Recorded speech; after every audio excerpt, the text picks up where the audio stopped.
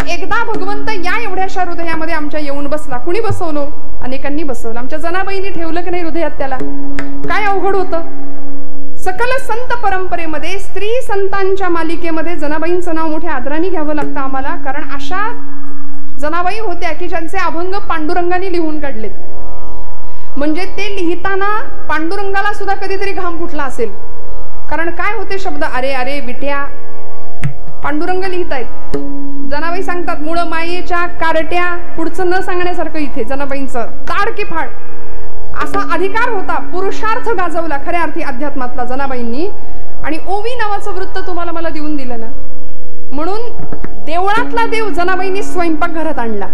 आणि आला तो जात्यावर बसावं. परवा एका ठिकाणी असं म्हटलं, जात्यावर जनाबाई बसायच्या. आमच्या जुन्या महिला जात्यावर बसून ओवी गायच्या.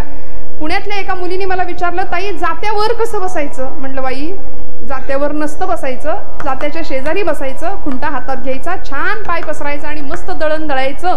हे माहिती नसल्या कारणाने आता जातं माहिती नाही, त्यामुळे ओवी माहिती नाही आणि ते करण्याची इच्छा नाही. म्हटलं जात्यावर राहू दे, मिक्सरवर म्हणूया ना ओवी. ओवी म्हणायची असेल तर मिक्सरवर म्हणता येते की नाही? जातं काही तानपुऱ्यासारखं वाजत होतं का? त्याचा घरघर आवाज येत होता. पण पूर्वजांचं शहाणपण आम्हाला वापरता यावं. जनाबाईंनी गोड आवाजात पांडुरंगाला हाक घालावी, साथ घालावी. पांडुरंगा येशील का रे, येशील का रे? आणि पांडुरंगाने लगेच ताबडतोब यावं. तो म्हणायचा, जने माझ्याकडे येणारे सगळे व्यापारी आहेत, सगळे लबाड आहेत, तुझ्यासारखं मला कुणीच नाही बोलवत. मीही होतो एकला, करमेना मुळी मला, आरसा मला घे दिधला तुझी यादिठीन, आरसा मला घे दिधला तुझी यादिठीन. पांडुरंगा आलास का रे? अरे हात तुझा लागला रे, जात झालं हलकं हलकं, सगळा प्रपंचच हलका होऊन गेला रे. दारी आलं अमृत पीक तुझी यादिठीन. असं आपण कधी बोलवलंय का हो देवाला? खरं सांगा.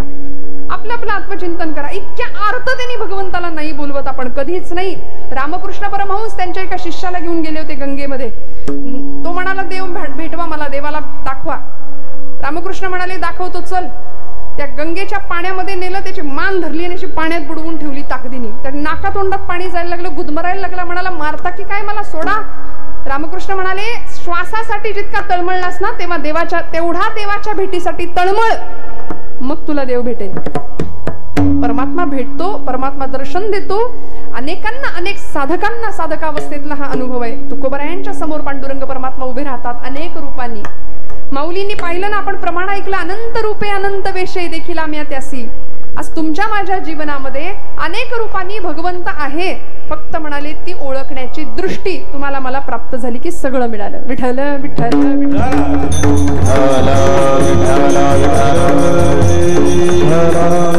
जनाबाईंनी त्याला हृदयात साठवला.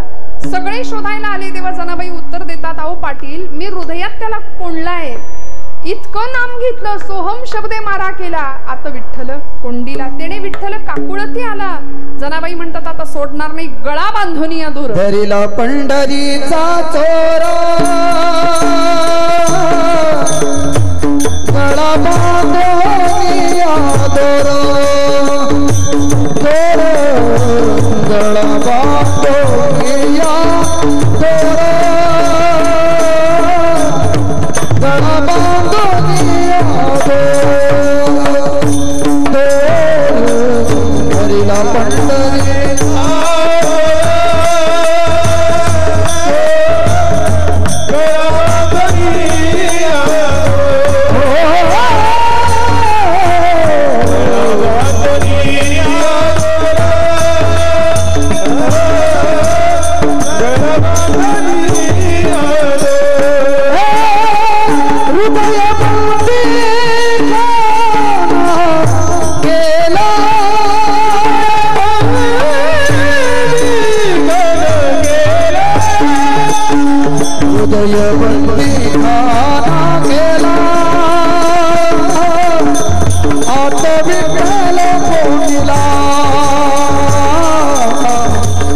विठ्ठल कोटीला,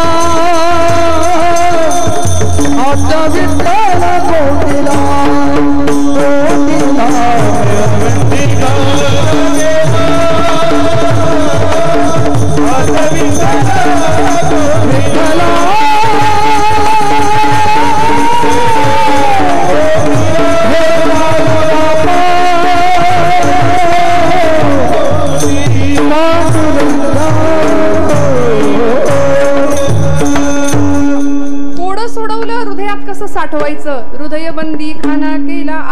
विठ्ठल कोंडीला.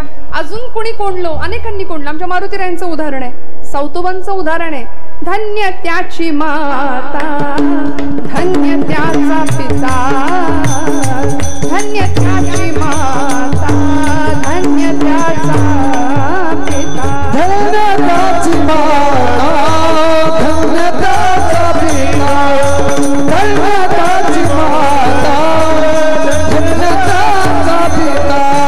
साठविला दाता, साठविला दाता, त्रैलोक्याचा सावता सागर, प्रेमाचे आगर, सावता सागर, प्रेमाचे आगर.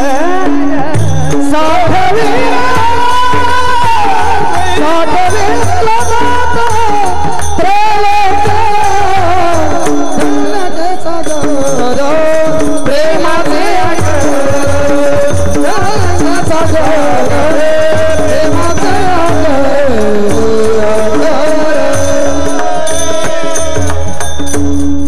हृदयामध्ये लपवून ठेवलं, साठवून ठेवलं असे अनेक सिद्ध साधक भक्त संत सत्पुरुष आमच्या या भूमीला लाभले की ज्यांनी भगवंताला आपलंसं केलं.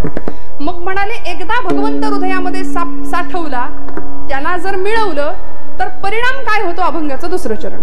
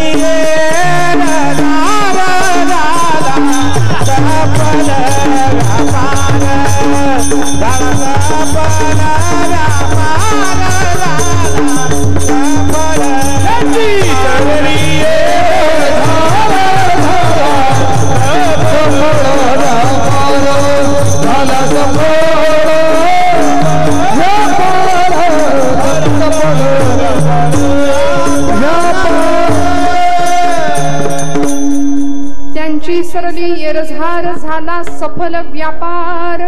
मी म्हटलं तसं व्यापाराची संकल्पना तुकोबराय मांडतात ना. कुणाचा व्यापार सफल झाला? ज्यांनी हृदयात देव साठवला.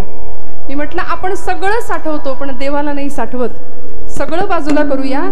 तुका म्हणे घर केले रीते, तुका म्हणे देह भरिला विठ्ठले, काम क्रोध हे केले घर रीते. कधी विठ्ठल भरेल हृदयामध्ये? जेव्हा काम क्रोध रूपी षडविकार हृदयामध्ये आहेत तोपर्यंत देव इकडे येणार नाही. मग भगवंत हृदयामध्ये येण्याकरता हे सगळं हृदय स्वच्छ करावं लागेल, मोकळं करावं लागेल. सध्या आम्हाला दगडातला देव दिसत नाहीये, माणसातला माणूस दिसणं फार लांबची गोष्ट आहे. पूर्वीचा जुना काळ होता, माणसं माणसाशी एकरूप होती, जोडलेली होती, संवेदनशीलता होती, अंतःकरणामध्ये पाझर होता, एकमेकांच्या प्रती प्रेम होतं. आता नाही ना हो दिसत. सगळं बदललं. आम्ही अनेकांचं पाश्चात्यांचं खरकट खायला लागलो, सगळं अंधानुकरण करायला लागलो. माणसातला माणुसकीचा अंश संपत चालला. बहिणाबाईंनी प्रश्न विचारला समाज माणसाला, अरे माणसा कधी होशील माणूस? म्हणले माणसासारखा कधी वागशील?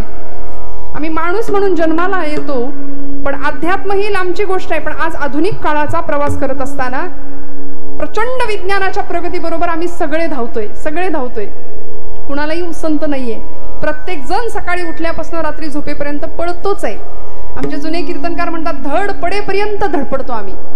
आणि ते धड सुद्धा म्हणले धड पडतच नाही. शेवटी पुन्हा पुन्हा पुन्हा पुन्हा या चक्रामध्ये आम्ही फसतो. आमचा व्यापार अयशस्वी होतो. जन्म घेणे लागे वासनेच्या संगे, आणि फजिती करून घेतो स्वतःची. पुन्हा पुन्हा जन्म घेतो. महाराज म्हणतात, किती वेळा जन्म आलासी? प्रत्येक वेळी फजितीला सामोरं जातो ना आम्ही. मग असा जीवन सफल व्हावं याकरता महापुरुषांकडे बघावं लागेल, संतांच्या जीवनाकडे बघावं लागेल. समाजाने दिलेला अपमान निंदा सगळं सहन केलं आणि मग परमेश्वराच्या चरणाशी लागले. त्याचा परिणाम असा झाला की त्या विठू माऊलींनी आपल्याला उचलून घ्यावं अशी अवस्था निर्माण झाली. सणाचा दिवस आणि घरातली गृहलक्ष्मी होती, गृहकर्तव्य दक्ष असलेली गृहिणी सगळा स्वयंपाक उरकून घेऊया म्हटली. सकाळी सकाळी पावित्र्यामध्ये सोहळ्यामध्ये सगळा स्वयंपाक करूया. 6 महिन्याचं तिचं लेकरू होतं. 6 महिन्याचं बाळ स्वयंपाकात मध्ये मध्ये येणार म्हणून सकाळी त्याला छान झोपवलं, आंघोळ पांघोळ घालून एकदा पाळण्यात झोपवलं. आणि ही कामाला लागली, सोवळं नेसलं, स्वयंपाकाला लागली. काही वेळ निघून गेला, 15 मिनिटं गेली आणि ते कार्ट उठलं. आता सगळ्यांचा हा अनुभव आहे. 15व्या मिनिटाला ते पोरग उठलं आणि त्यांनी जे टेहा केलं, आकांतांडव रडायला लागला. आता हिला कळे ना, मी तर सोहळ्यात आहे, मी याला घेऊ कशी? तर तसंच रडत ठेवलं. शेजारीन आली, सख्खी होती म्हणून आली बरं का. सख्खी शेजारीने असते ती आली, धावत आली. त्यांनी त्या बाळाला उचलून घेतलं. अगं म्हणली, कधीच लेकरू रडतंय तुझं, घे त्याला. ती म्हणाली, अगं घ्यायला हरकत नाही, पण अडचण आहे की मी सोहळ्यात आहे आणि त्याच्या अंगावर ओळ्याचे कपडे आहेत, आता कसं घेऊ त्याला? ती म्हणाली, तुझी समस्या मी सोडवते. तिने त्याचे सगळे कपडे काढले, त्याला खऱ्या अर्थी सोहळा केला. सगळे कपडे काढले आणि म्हणली, आता घे. ते पोरग धावत धावत गेलं. आईनं पटकन त्याला उचलून घेतलं. संत आम्हाला सांगतात, त्या जगाच्या माऊलीने आपल्याला जर असं उचलून घ्यावं असं वाटत असेल ना, तर आपल्या अंगावरचे अहंकाराचे, मद मोह मत्सराचे, निंदेचे सगळे पट म्हणजे वस्त्र काढून टाकावे लागतील. ती जगाची माय आपल्याला उचलून घेतल्याशिवाय राहणार नाही. ती घेणार उचलून. विठू माझा लेकुरवाळा घेतलं ना. संगे गोपाळांचा वेळा, निवृत्ती हा खांद्यावरी, सोपानाचा हात धरी. घेतलं पण पांडुरंगाने, अनेकांना सांभाळलं, स्वीकारलं. भगवंत जसा आहे तसा आईच्या मायेने भक्ताला स्वीकारतो.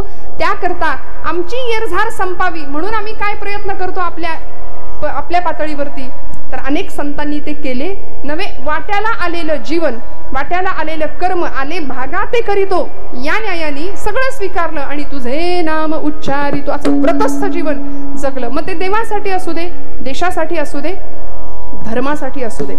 अनेकांनी या प्रतीनं आपलं बलिदान दिलं. स्वातंत्र्यवीर सावरकर असू दे, छत्रपती शिवाजी महाराज असू दे. आईनं दिलेल्या संस्कारांच्या मुशीमध्ये राजा घडला. धर्मासाठी, देशासाठी आणि मातृभूमीसाठी जितकं बलिदान द्यायचं तेवढं दिलं. आणि मग आज एवढ्या वर्षांनी सुद्धा आम्ही त्यांना आठवतो, त्यांचे पोवाडे गातो. का हो? अधिष्ठान ठेवलं आई जगदंबेचं, अधिष्ठान ठेवलं शंभू महादेवाचं. आणि मग भगवंताचं अधिष्ठान ज्या स्वराज्य चळवळीला मिळालं तेव्हा ते स्वराज्य आकाराला आलं. परिणाम जीवन कृतार्थ अवस्थेमध्ये पोहोचलं.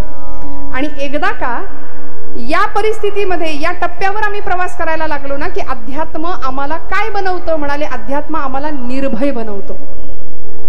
खूप लक्ष देऊन वाक्य माझं लक्षात घ्या.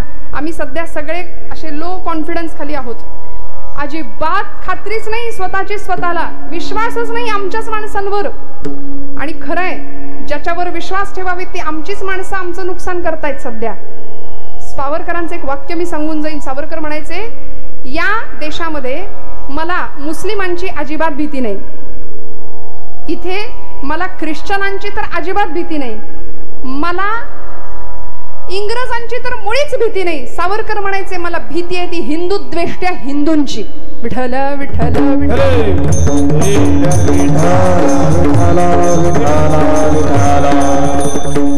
त्यामुळे आमची माणसंच आमचा घात करतायत. हे आजूबाजूला आपण पाहतोय.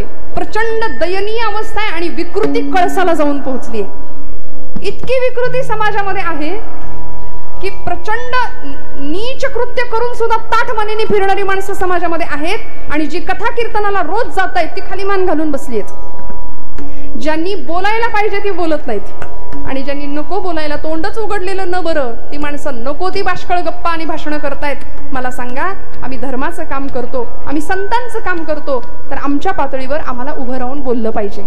ही गादी अशी आहे कीर्तनकारांची. या गादीवर हजारो लाखो कीर्तनकार महाराष्ट्रात आहेत, उभे राहतात.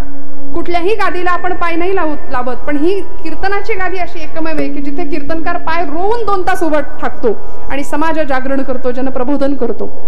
त्यामुळे मी नेहमी असं आपल्या श्रोतृवर्गाला विनंती करते की आपण लाखो कीर्तनकार आहेत, येतील जातील, तिकडे लक्ष देऊ नका. कोण कीर्तनकार, कसा कीर्तनकार, कशी. कीर्तनकारांना विसरून जा, पण ही गादी अनादी काळापासून चालत आली आहे, तिच्याशी आपण निष्ठावान राहूया. कारण कीर्तन आम्हाला होय अंग हरिरूप या परिणामाला जर पोहोचवत असेल ना, तर नवविधातली सर्वश्रेष्ठ भक्ती का आम्हाला सांगितली भागवतकारांनी. म्हणून इथं एकनिष्ठ राहणं फार गरजेचं आहे. आणि तरुणांनी थोडंसं का नाही वाटत घ्यावा टाळ हातात, का नाही वाटत नेसावं धोतर, का नाही वाटत घालावी टोपी डोक्याला. बरं, हे असं सांगितलं की राग येतो आणि मला मग लोक म्हणतात, ताई तुम्ही आम्हाला फार बोलता. ताई, गणपती नाचला होता मिरवणुकीत, आम्ही नाचलो तर काय बिघडलं? अरे नाचला गणपती, पण त्यांनी आधी राक्षसाला मारलं मग तो नाचला. तुमचं काय? पराक्रमाशिवाय केलेल्या नृत्याला काय म्हणतात ते आता इथं नको बोलायला. देवी जगदंबा महिषासूर मर्दिनी 9 दिवस 9 रात्र युद्ध केलं, मग तिने तांडव केलंय. तिला शांत करायला देवी स्तुती गावी लागली. या देवी सर्वभूतेषु शक्तिरूपेण संस्थिता नमस्तस्यै नमस्तस्यै नमस्तस्यै नमो नमः. आता आलंच आहे नवरात्र तोंडावर, सगळीकडे तो मेसेज लागलाय फिरायला. लागले ना, आले ना मेसेज. ते फार मोठं षडयंत्र आहे. मी हात जोडून सांगते, कुठल्याही धार्मिक आधाराशिवाय हे वाक्य फिरतंय. देवीने कुठल्याही दिवशी अमुक रंगाची साडी नेसली नव्हती. आमच्याकडून नसली तरी त्या दिवशी भांडून आणायला लावू, पण ती त्या दिवशी ती साडी नेसू म्हणे. नवरात्र उत्सवामध्ये आमच्या मुलींना छान शस्त्र शिक्षण देऊया, स्वसंरक्षणाचे धडे देऊया. कारण केव्हा संकट आमच्या उमऱ्यापर्यंत येऊन ठाकेल याचा पत्ता नाहीये. भयानक भीषण परिस्थिती आहे. येथ वडील जे जे करीती तया नाम धर्म ठेवीती म्हटले. मोठ्या माणसांनी जर सावधपणाने नाही ना पावलं उचलली तर आमच्या पिढीला, आता आपली पिढी गेली सरकली पुढे, पण इथून पुढच्या पिढीला या हिंदुस्थानामध्ये पाय ठेवायला जमीन नाही शिल्लक उरणार. इतकी भयानक भीषण अवस्था पुढे होणार आहे. आम्ही जर गांभीर्याने या गोष्टींचा विचार नाही ना केला, वेळीच धर्माचं शिक्षण आमच्या लेकरांना नाही दिलं, तर लव जिहादला कुणीही आमची पोरगी बळी नाही पडणार. 18 प्रकारचे जिहाद आहेत, आपल्याला फक्त लव जिहादच माहिती आहे. प्रचंड प्रमाणामध्ये त्यांचं जे काही चाललंय ना, 2047 साल सगळं हिरवं बनवायचा प्रयत्न आहे, सगळं हिरवं. आणि मग आम्ही आता आमच्या लेवलनी एकत्र नाही आलो, एकजूट नाही केली. परिणाम असा होतो की आम्ही सांप्रदायिक तेढ वाढवली एकमेकांमधली. आम्हीच आपापसात भांडत राहिलो.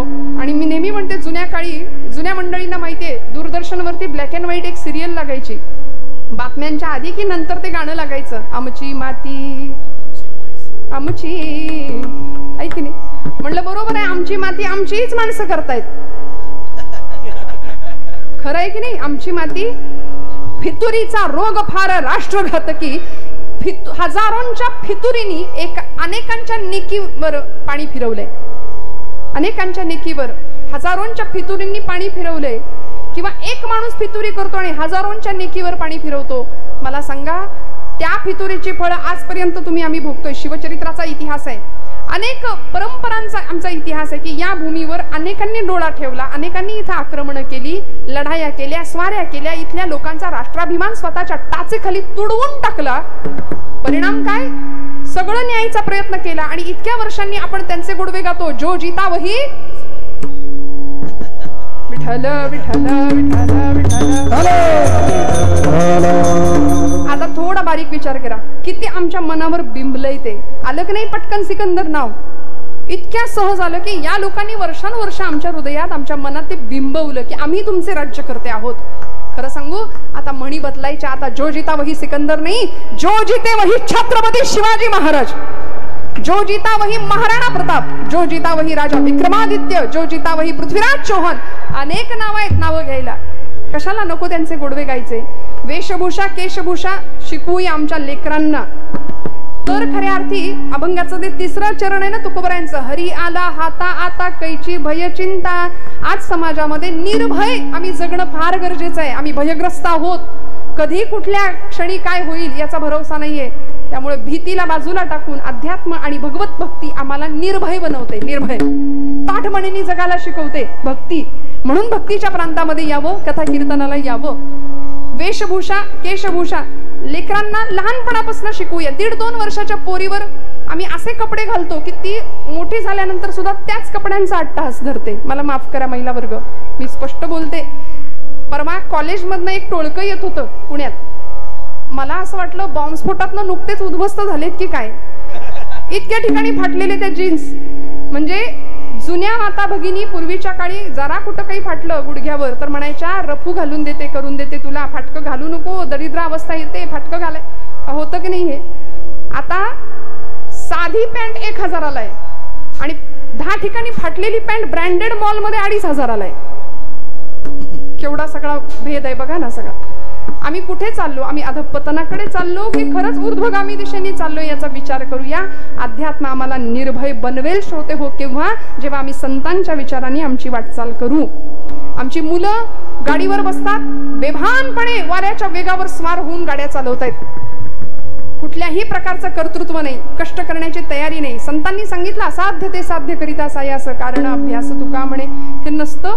आणि मग गाड्या पळवणाऱ्या आमच्या मुलांना असं वाटतं की मी खूप डॅशिंग दिसतो, मी खूप हँडसम दिसतो, मी खूप काहीतरी असं स्मार्ट वगैरे दिसतो. मी नेहमी माझ्या भावंडांना म्हणते, तुम्हाला असं वाटतं का की तुम्ही खूप स्मार्ट दिसता? तुम्ही डॅशिंग नाही, तुम्ही मूर्ख दिसता अशा वेळी. कारण कुठल्याही स्वतःचा कर्तृत्व नाही, तुम्ही फक्त गाड्या पळवता. हा खूप विषय गरजेचा आहे आज. मला सांगा का हो मूर्ख का दिसता तुम्ही? मूर्ख का ठरता? कारण 9 महिने 9 दिवस पोटात आईने वाढवायचं, प्रचंड मरणांतिक यातना सहन करून तुम्हाला जन्माला घालायचं, 25 वर्षापर्यंत तुमचा सांभाळ करायचा आणि मग होत्याचं नव्हतं होऊन एका सेकंदात तुम्ही आईवडिलांच्या समोर येता अपघातामधून. त्यावेळी काय वेदना होत असतील आईवडिलांच्या हृदयाला. मला असं वाटतं ज्याला सामर्थ्य आणि स्वतःचं डॅशिंगपणा किंवा स्वतःचं दाखवायचंच आहे ना स्मार्टनेस, तर ऑलिम्पिकमध्ये जा. तिथे रायफल शूटिंग आहे, तिथे भालाफेक आहे, सगळ्या स्पर्धांमध्ये तरबेज व्हा आणि या देशाचे उत्तम सुजाण नागरिक म्हणून या देशाला, मातीला, धर्माला मी काहीतरी देणं लागतो या दृष्टीने आमचं वर्तन ठेवूया. विठोबा रखुमाई, विठोबा रखुमाई, विठोबा रखुमाई, विठोबा रखुमाई, विठोबा रखुमाई, विठोबा रखुमाई.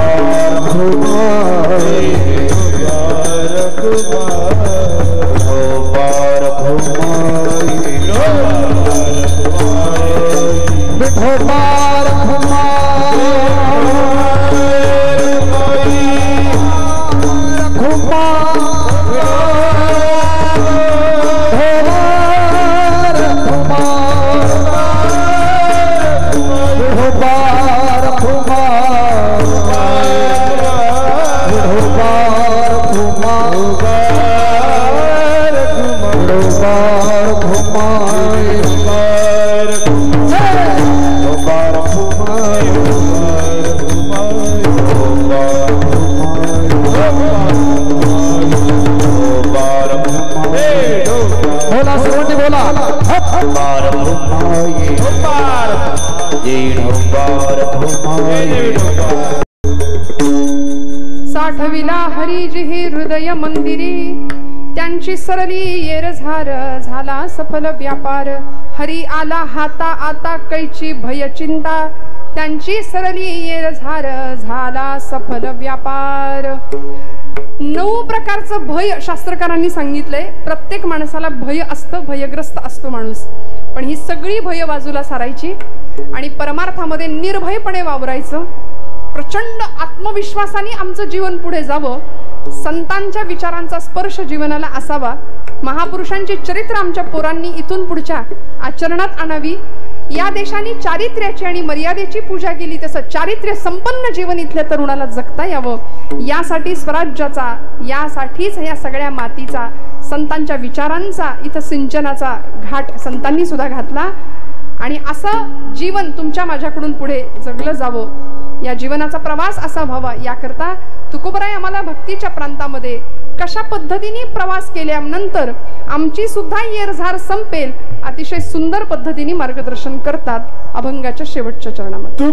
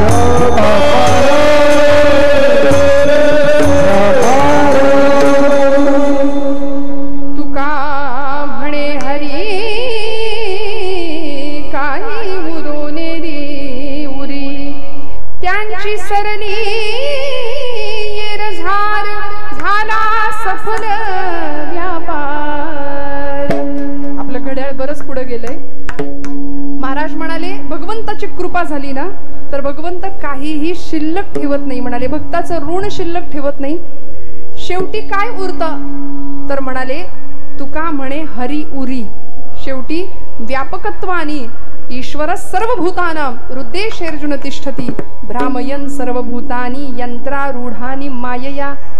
माऊलींनी ओवी सुद्धा सांगितली, सुवर्णाचे मणी केले ते सोनियाचे सुती ओविले तैसे म्या जग धरिले सबाह्यभ्यंतरी. कसा भगवंत आहे, सगळीकडे चराचर सृष्टीमध्ये आहे ना. तुका म्हणे हरी उरी, भगवंतच उरतो शेवटी. मण्यात दोरा असतो की दोऱ्यात मणी असतो? तुम्ही म्हणाल आधीच आता भूक लागली आणि हे असे प्रश्न नका विचारू, आधीच उशीर झाला. माऊलींनी प्रश्न विचारलाय, दोऱ्यात मणी असतो की मण्यात दोरा असतो? सांगा पटकन, त्याशिवाय कीर्तन नाही संपवत. बघा बरं, मण्यात दोरा असतो की दोऱ्यात मणी असतो? सुवर्णाचे मणी केले ते सोनियाचे सुती ओविले. बर, अंगात अंगरखा असतो की अंगरख्यात अंग असतं?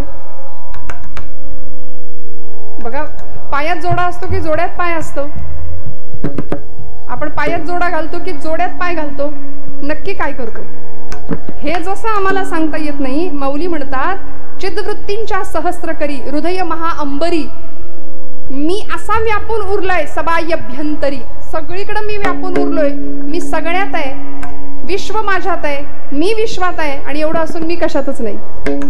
ही भगवंताची व्याप्ती आहे, हा अधिकार आहे, हे सामर्थ्य आहे. ते जाणून घेऊया. चराचर सृष्टीमध्ये त्याचं व्यापकत्व, त्याचं अस्तित्व अनुभवूया. काहीतरी आम्ही आमच्या पातळीवरती देऊया. मावळतीला जाणाऱ्या सूर्याला सगळ्यांनी विचारलं की आता तू मावळतीला चाललास तर मग जगाला प्रकाश कोण देणार?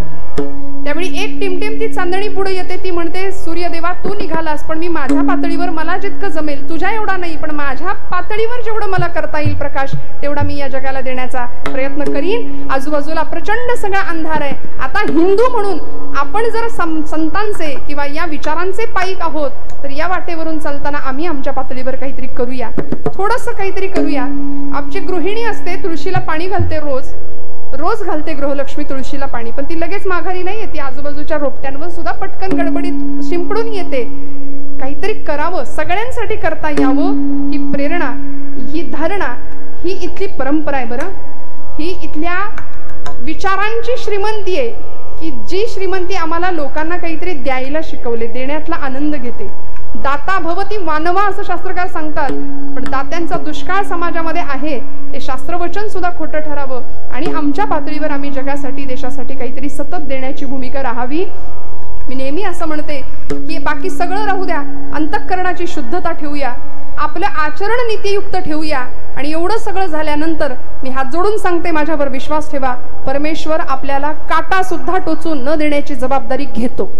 कारण त्याचं वचन आहे, त्याचं ब्रीद योगक्षेमम वहाम्यहम, तो आपल्याला सांभाळतो, तो पूर्णपणे सांभाळ करतो आपला. त्यामुळे असा भगवंतांनी आपल्याला सांभाळावा असं वाटत असेल तर आता संतांचं म्हणणं थोडं ऐकूया.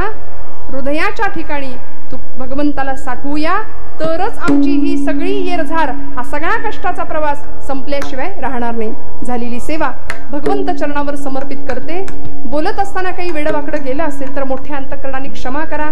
सर्व दिग्गज मान्यवर अध्यात्म क्षेत्रातली, राजकीय क्षेत्रातली, समाज क्षेत्रातली इथं उपस्थित आहेत. परमपूज्य सद्गुरू श्री स्वामी नित्यानंद स्वामींच्या कृपाशीर्वादाने परमपावन असलेला हा परिसर, आपण सर्व त्यांच्या परमपावन कृपाशीर्वादाच्या छत्रछायेखाली आहात. मनापासून आपल्या सगळ्यांचं दर्शन घेताना मलाही आज आनंद झाला. कैलासवासी श्री दिलीप महादेव नामदे यांच्या चतुर्थ पुण्यस्मरणाच्या निमित्ताने आजची कीर्तनरूपी सेवा पांडुरंग परमात्म्याच्या चरणी समर्पित करते आणि त्यांच्या पुण्य स्मृतीला अभिवादन करते, वंदन करते. साथीसाठी उपस्थित असलेली सर्व मंडळी, आपण सर्व नामदे कुटुंबीय आमच्या दर्शनातही मनापासून सगळ्यांच्या चरणी कृतज्ञतापूर्वक वंदन करते आणि सेवेला विराम